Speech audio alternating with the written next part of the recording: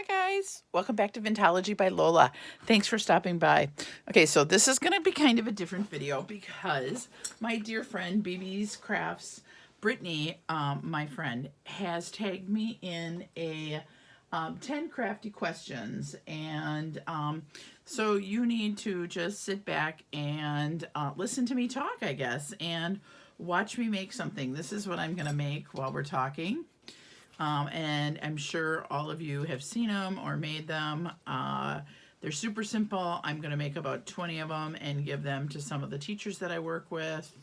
I love making them. I make them every year, and then I stuff them with candy. So I'm going to, I usually do this kind of stuff in assembly line.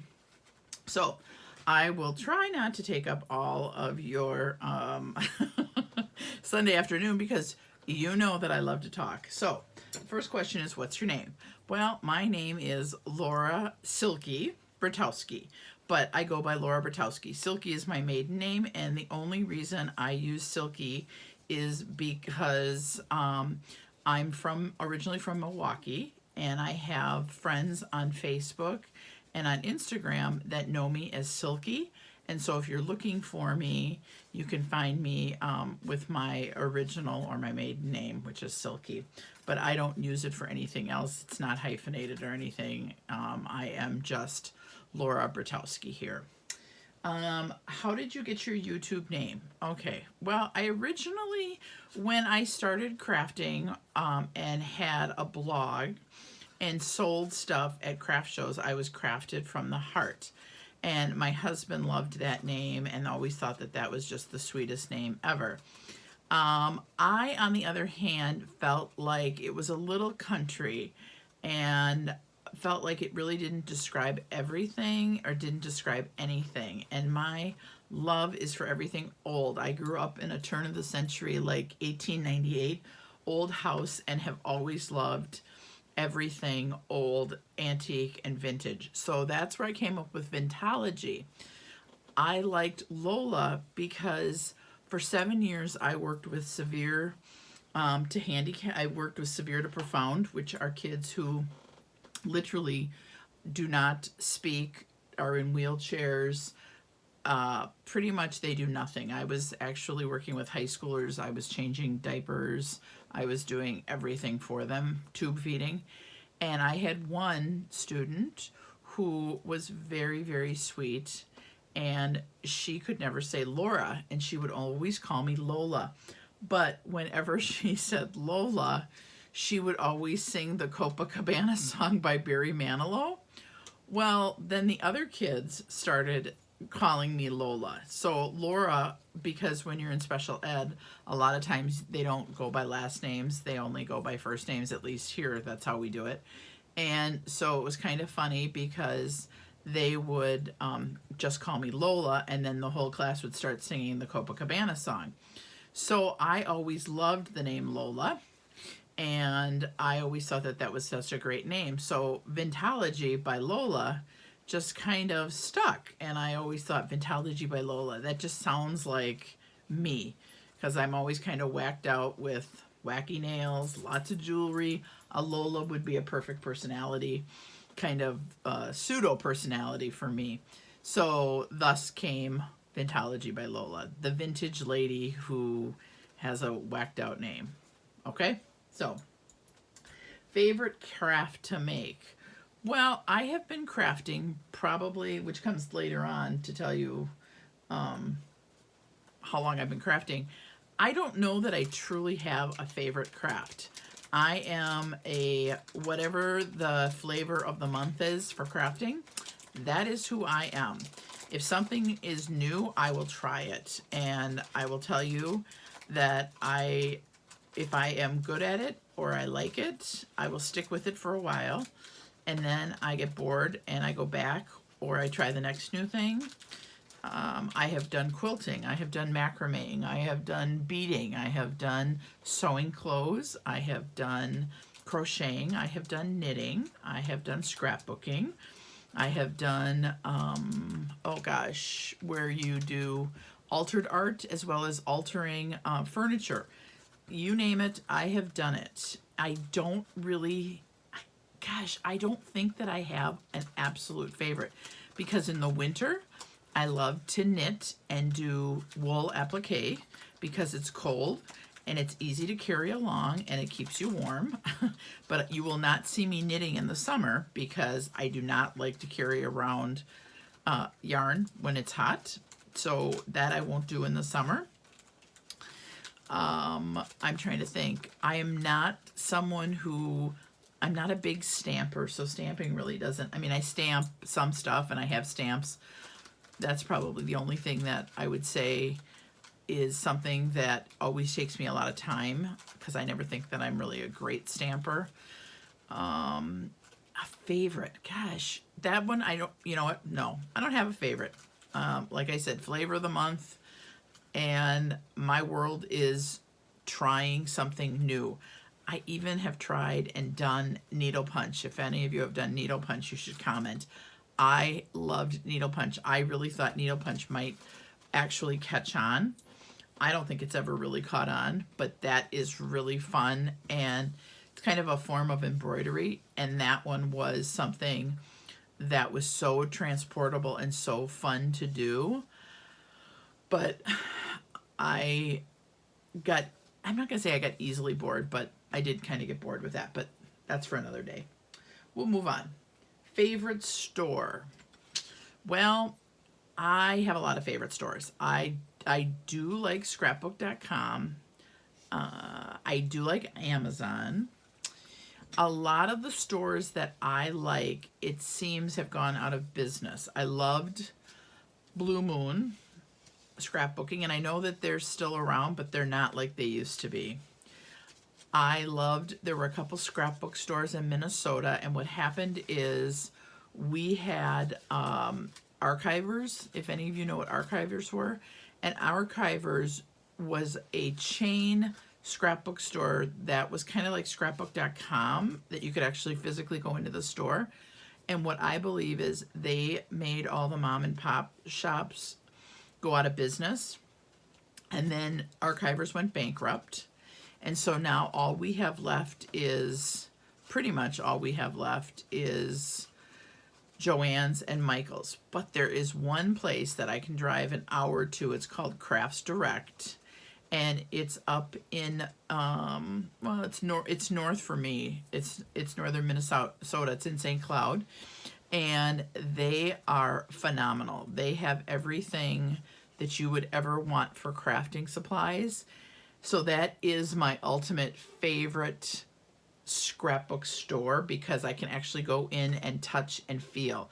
So if you want fabric, or you want yarn, or you want painting, or you want wood, or you want, they even carry household stuff. So it's kind of like Hobby Lobby, but on a much larger scale, because they carry all the brand names. They carry Prima. They have aisles of scrapbook stuff. So if you're looking for like crepe paper, they'll have crepe paper, and they just recently went online, but again, it's wonderful to go there. And then they have a store that's a separate building that for the season that was prior, so now when Halloween's over, they will have everything clearanced at their store, and you can go in and buy it for as much as 75% off. So that is a lot of fun to go into, and can be very, very dangerous. So that is called Crafts Direct. And it's different. It's not the one online. It is actually a physical store. Okay, the next one is the top 5 YouTube channels. Well, the top 5 YouTube channels. Let's be real. There is no such thing as the top 5 YouTube channels. Now, if they had said the top 50 YouTube channels, I could tell you that. I love BB Crafts. She's great. I love Tamika from Scrap the World. She's fabulous. I love Serenity Creations. She's not on as much as I would love to see her. She is dynamic. She's creative. She's funny. I love Happy Meal Queen. She's wonderful. Created to Create. Ida is wonderful. She just sincerely seems like a genuinely nice lady who wants to share her talent with everybody, which I totally appreciate. I love Crafty Cakes. She's wonderful. I'm trying to think of other people. There have been so many talented people that I love to watch. I think Sabrina has talent and she's nice to watch. Wagman, I think, has a very, I can't remember what her last name is. Wagman, is it Wagman 7? I think she's got a wonderful, very, very positive way of sharing her message. And I think her message is about community and about sharing what talent you've got. So she's really wonderful to watch. Oh, let's see. Who else do I like? Lyriclover, 810. She's got wonderful ideas. Scrap Diva is wonderful. Oh gosh, and now I'm just going You guys, I think I foul, and I'm not kidding, I must foul 150 or 200 people. I get something different out of everyone's video when I watch them, and sometimes it can be where to buy something, or it can be a suggestion, it can be an embellishment. I love that everyone wants to share something. I think it's great. I love when other new people who are starting YouTube channels start following people and then they start sharing stuff that they've learned, because then sometimes you go back and you go, oh, I didn't catch that in the video. And you go back and you look at it and you find out, oh my gosh, this is something wonderful to watch. Love that too. So when you ask me what 5 channels, oh, don't ask me what 5 channels. Okay. Favorite tool. I have a couple favorite tools. I love my tape gun. I know there are people who don't love it. I have used it from making mini books, because I've made so many mini books. I used to sell them.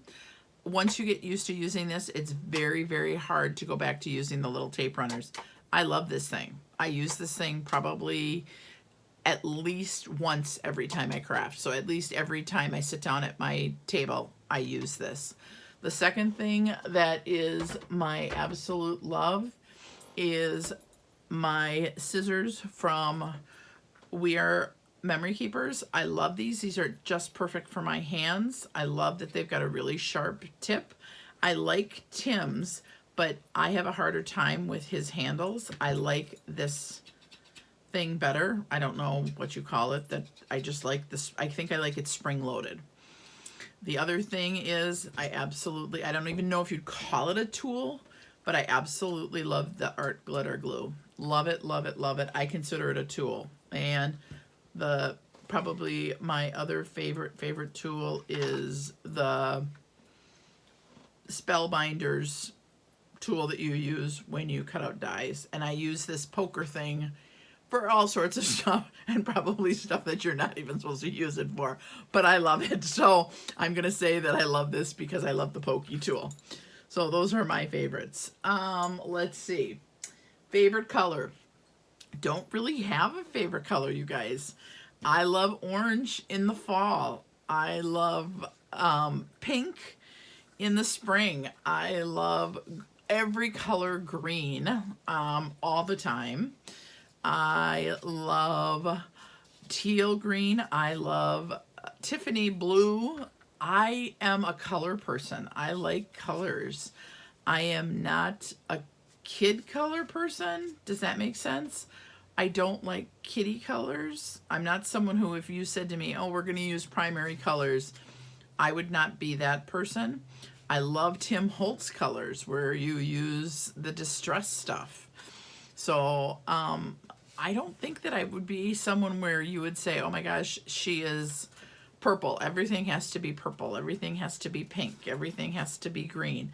I'm not that person. I like colors, so you could get me just about any color and I'd be happy.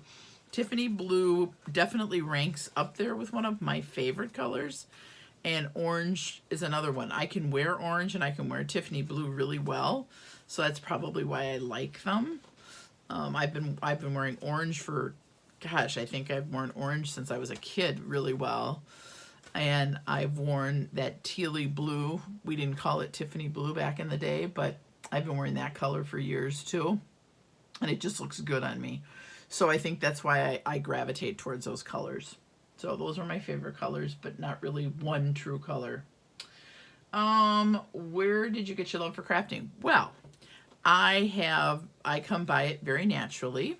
I have an aunt who was a home ec teacher, and believe it or not, for my when I was in fourth grade for Christmas, I got recipe cards, you guys, for Christmas. I remember getting a wood burner when I was in fifth grade. I remember getting all sorts of crafting tools when I was a kid.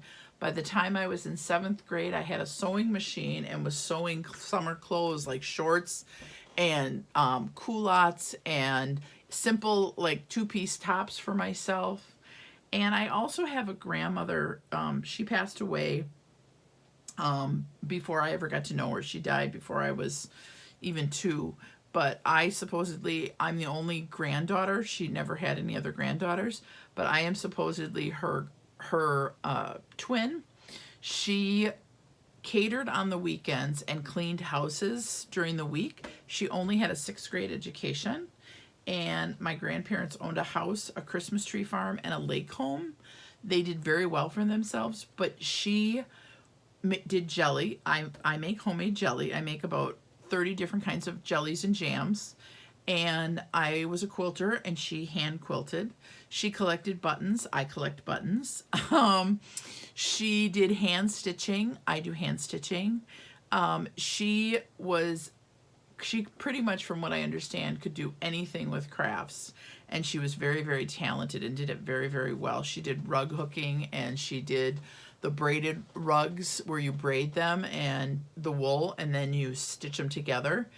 So I think that it was in my blood. I think I was born with it.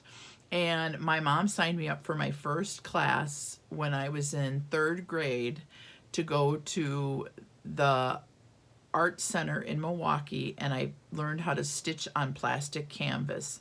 And I learned in 7th grade how to do needlepoint from my aunt. So I learned, and then in Girl Scouts in 6th grade, I learned how to knit. And like I said, I was sewing on a sewing machine in 7th grade. So I pretty much have done crafting my whole life. I don't remember a time where I didn't do anything.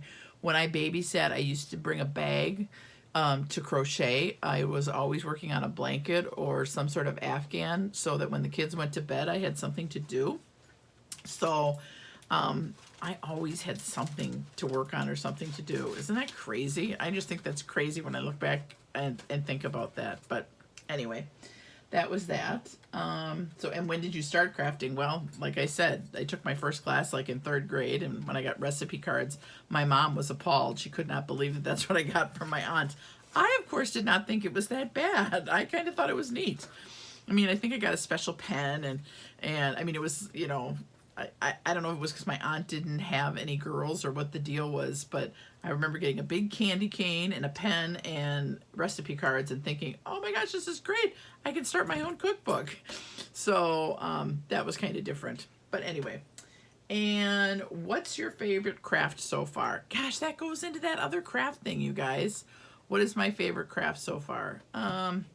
Gosh, you know what? I don't know, like I said, that I truly have a favorite craft. Crafting so far, I do love the swapping. This has been a lot of fun. I wasn't sure if I was going to like doing this. I started doing this because when I started teaching, because that's kind of like a second career for me, because I stayed home with my kids for so many years. I wasn't sure how I was going to feel about sending people my stuff, because I've never been someone who really thinks that my stuff is any different than anybody else's. I've always thought, well, my stuff is just like everyone else's. And then I'd see other people like Scrap Diva and Tony. Oh, Tony's another great one to follow. Craft Purge. And then I'd be like, oh, wow, she really, really, you know, she knocks it out of the park. And so I wasn't sure how that was going to be. So the swapping is fun, but I think my first love probably still is with the sewing machine. I love quilting, and I have rheumatoid arthritis and fibromyalgia. And what stopped me from quilting was my shoulders are so bad that I can't lean over the sewing machine anymore and quilt like I used to quilt. I mean, I could quilt for 12 hours in a day. And that was oh, I just loved it. But I just couldn't, it would just be, the next day I couldn't move. I just couldn't move anymore. And so for a long time, I just put my sewing machine away. And I have my, I have a really nice one, and I love Moda. Moda's my favorite. So I think quilting probably still is my first love. And my second love is probably paper crafting. So that's a little bit about me. All stuff you probably already knew. And I am supposed to tag people now. So who do I want to tag? Well, I think that we need to have Mary Swartz. She needs to tell us a little bit about herself because she's pretty new. She's not somebody who we know a whole bunch about. So I think that she needs to tell us a little bit about herself. I also think that Susan Tootsie Tucker, she's been tagged. She should probably tell us a little bit about herself. And I'm trying to think. I would love to know more about Lyriclover, but I don't know if she even follows me. So she would be someone I would love to learn a little bit more about. Let me see. How many people? It doesn't say how many people you're supposed to tag. So I'm not sure, but those would be the people I would love to learn a little bit more about. So, that's about it for now, you guys. Thanks for tuning in. I will, let you know I'm doing a swap, and I'll show you, I'm doing a one-on-one swap. I'll show you the charm I made in a little bit. So thanks for stopping by, you guys, and you guys take care. Bye-bye.